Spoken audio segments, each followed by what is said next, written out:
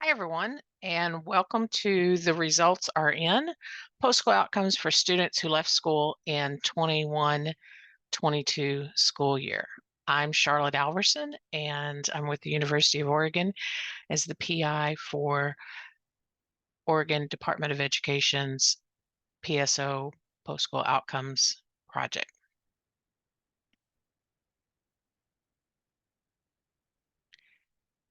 Just as a reminder, Indicator 14 or post-school outcomes is a federal reporting requirement. It's been in place since 2006.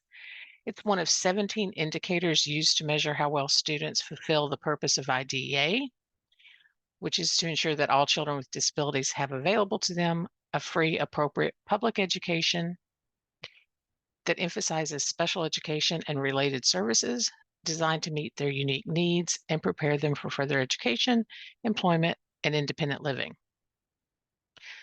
Former students who had an IEP in place when they left school must meet criteria in one of four outcome areas to be counted as engaged. And those four outcome areas are higher education, competitive employment, other post secondary education or training, some other employment. Former students not meeting an engagement category are counted as not engaged for the purposes of reporting for post school outcomes. The four outcome categories and their criteria are shown here on this slide: higher education, competitive employment, other post secondary education or training, and other employment. Just to give you a little background on how PSO data collection occurs in Oregon, interviews are recorded in the PSO 2.0 app available online. They're conducted with all former students. Sometimes you'll hear that referred to as leavers or exiters who have been out of school for at least 1 year. Their method of leaving is irrelevant. So whether they graduated, dropped out, reached maximum age, or were expected to return and did not, they're eligible for the post-school outcome data collection.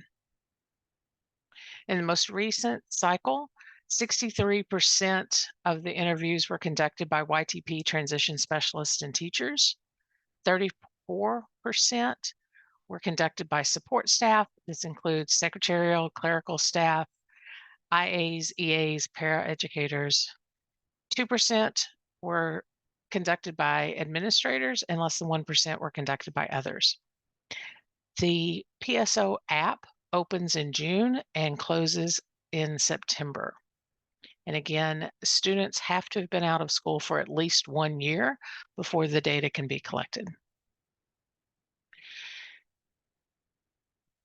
Students who left school in 21-22 had data collected in 2023. There were 5,572 total leavers. 137 were ineligible for the follow-up interview because they returned to school, they had never left school, never exited school, or they'd been out for less than 1 year, or they were deceased. 5,435 then were eligible for the PSO follow-up. 282 of those either refused to be interviewed or terminated the interview without the minimum questions being recorded, answered. 2,287 were lost to contact. That means that no contact information or wrong contact information was within the system. There was no response, so the contact information was valid. Someone left a message and received no answer, or there was no attempt to contact, which means that there were no questions answered in the PSO app. So we don't really know about attempts. That left 2,866 former students who completed the interview.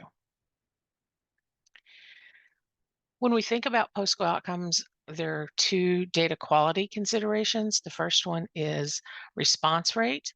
That's simply how many respondents answered the survey. Again, as I said, 2,866 completed the interviews for a 52.73 response rate. It's a slight decrease from the 60.5% response rate that we had last year. This table shows you who responded from the school year 2021-22 leavers. So the majority were students at 53%, followed by family at 43.2%, and then another 5% were other members or other designees, excuse me.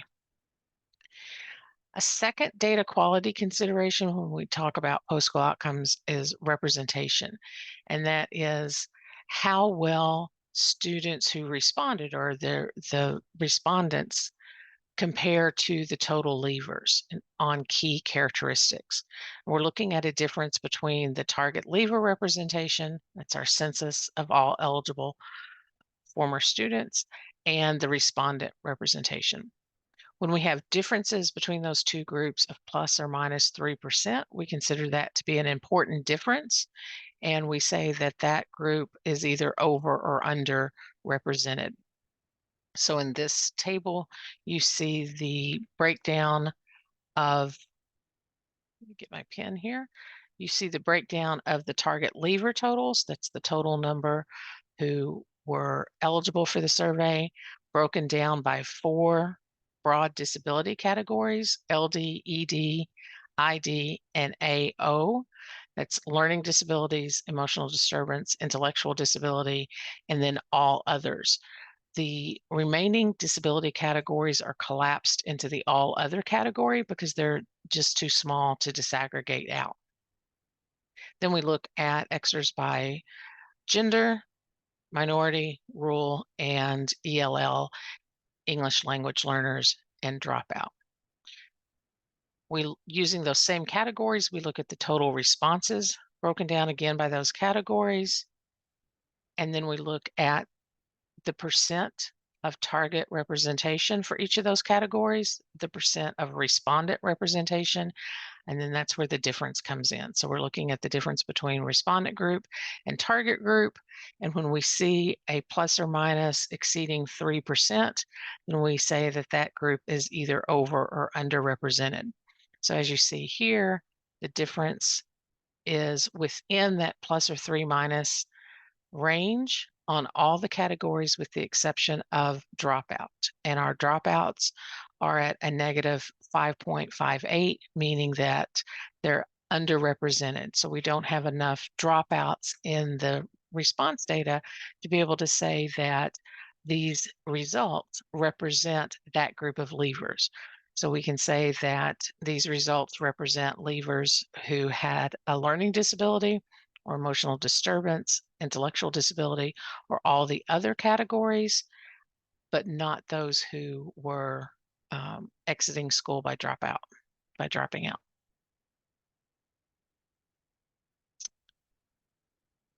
Our results for the 21-22 school year, we had, again, as I said, our total former student leaver number was 5,435. Out of those, we had a 52.7% response rate.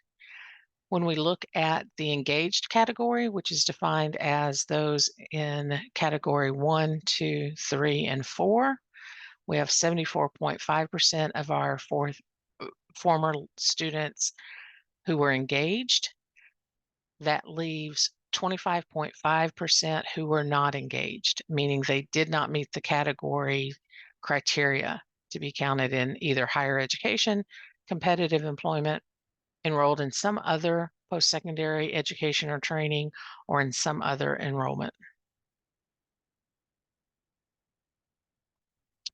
Because this is a federal reporting requirement, those 5 numbers, so higher education, competitive employment, post-secondary education or training, some other employment, and other or not engaged, those 5 numbers get collapsed into 3 engagement rates or measures A, B, and C. And so this graph is simply showing you how that calculation occurs.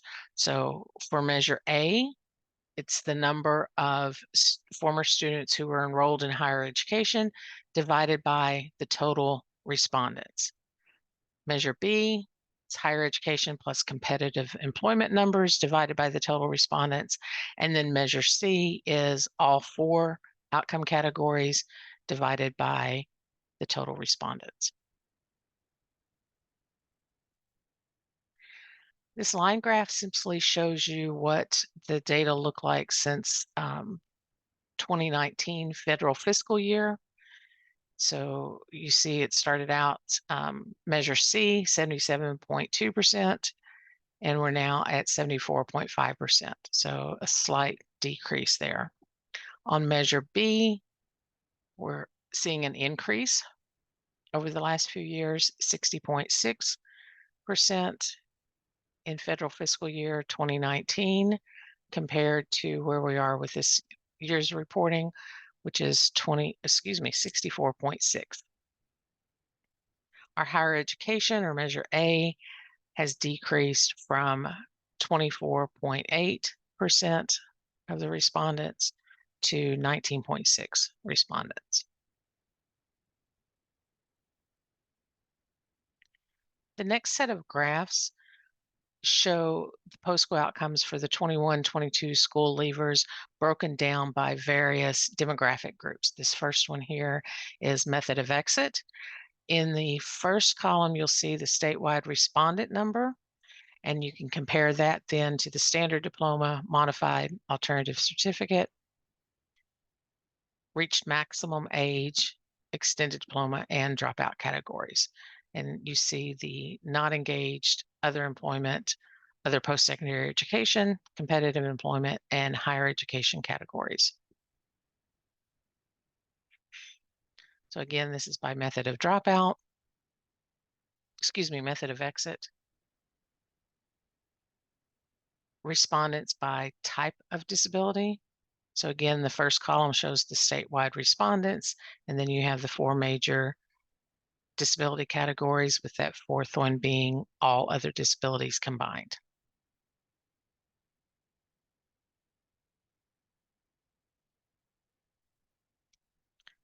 The next one shows respondents by race ethnicity. So disaggregating the statewide respondent group by white, Hispanic, Black or African American, Asian, American Indian, Alaska Native, Native Hawaiian, or other Pacific Islander, and two or more races. When you're looking at the percentages in these tables, you want to make sure to also check the number of respondents. As you see, Native Americans quite small.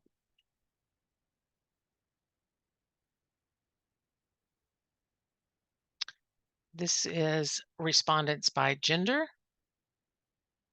female, male, and then other gender.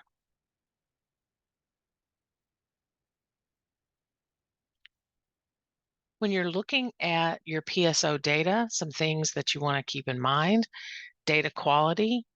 How was your response rate? Was it better or worse than last year's? Are interviewers making multiple attempts on multiple days at different times to reach former students? Are interviewers conducting the optional exit interview before the student leaves? That exit interview is a great way to capture multiple points of contact for the student. Another consideration is how representative were the respondents compared to the total leavers? Which student group is not responding to the interview? How can we get more students who dropped out to respond to the interview? And again, are we using multiple forms of contact information? Are we collecting those multiple forms? A third question might be, when do we tell students and families about the interview to make sure that they are familiar with the purpose of the interview, the timeline, how that information is going to be used? Who conducts the interview?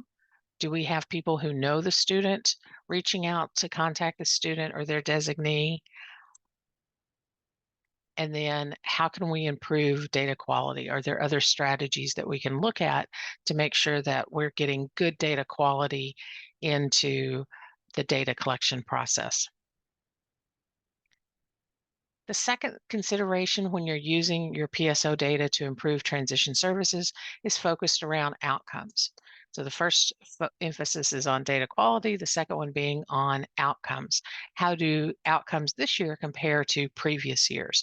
Are we seeing a decrease in the number of students, percentage of students not engaged? Are we seeing increases in those first four categories? Which group of students are or are not engaged? And then importantly, why or why not? What influences their engagement for our students? How do we provide transition services for all students who receive special education services? Do we have a specific formal plan and process? Is it individualized to meet their needs? Is it consistent? Are we implementing strategies that have been shown to be predictive of post-school success?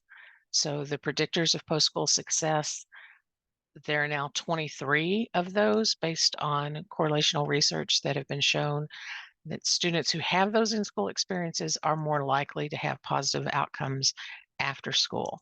So are our students enrolled in career and technical education? Is there a formal transition program in place? How do we provide work-based learning opportunities? Those are just a few of the examples of the predictors of post-school success. Just a couple of announcements and upcoming events. Districts can access their PSO data through the SPR and I system.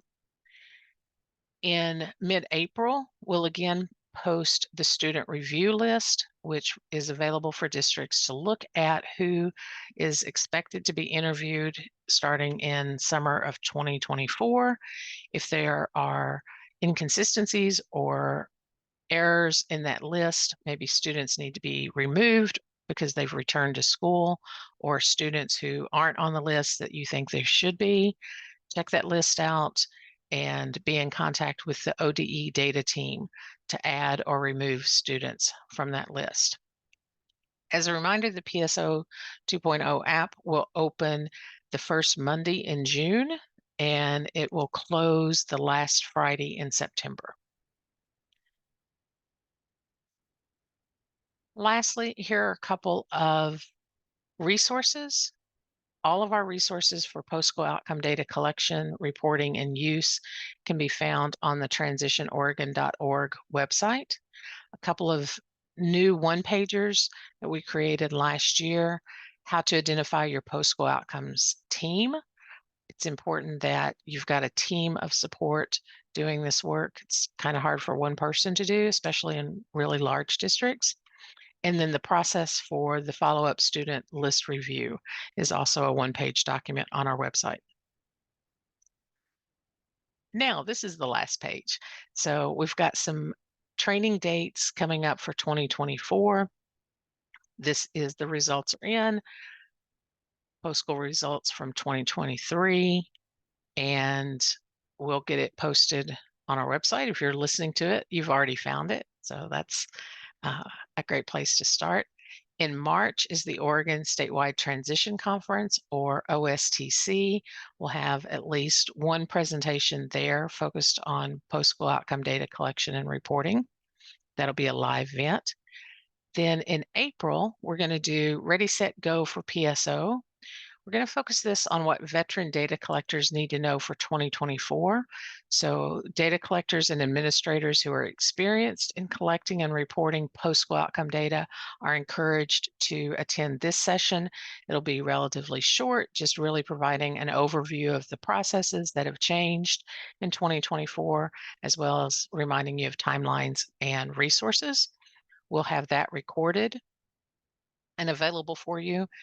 Then in May, we're going to do two training sessions, a two-part sequence that's required for all administrators and data collectors who are brand new to the PSO data collection and reporting, as well as anyone who did not collect data in 2023. So we're going to do two sessions. The first one, May 16th. Why does it matter? We'll do the what, why, when, and who of Oregon PSO. We'll record that session and have it posted. And then on May 23rd from 3 o'clock to 4:30, we'll do how to collect PSO data for brand new data collectors. And again, this is for administrators and data collectors who are brand new to reporting and collecting post-school outcome data. This will require registration. We'll send out a notice in April, late March, early April, to get the registration open. So you've got plenty of time to get that on your calendar. And for that second one, we'll go through in detail, in depth on how to uh, access the app and the step-by-step processes needed. On May the 2nd, ODE will host their spring webinar. It will be by invitation from ODE, so watch for your notifications coming from ODE, and that session will be live. And then again, this not early spring, uh, late spring, and then in August, summer, we'll hold 2 open mic Q&As, so question and answer. Both of them will be about an hour long. On May 30th at 3:00, we'll do the first open mic, and then again on August the 29th at 3:00, we'll host the second one. These are open for anyone who is affiliated with Post-School Outcomes. They're really designed to answer your questions. Registration will be required, so again, we'll get notice out for that. And the purpose for these open mics is simply to respond to the questions that you have in data collection or strategies for collecting data, difficulties you're having in the app, whatever your questions may be. And so we'll record those as they are occurring live and have those posted. All right, so the results are in. Thank you so much for the effort that you put into collecting post-school outcome data each year and for all that you do for our students. If you have questions or suggestions, don't hesitate to reach out to us and be in touch. We love to hear from you. Thank you so much. Have a good evening.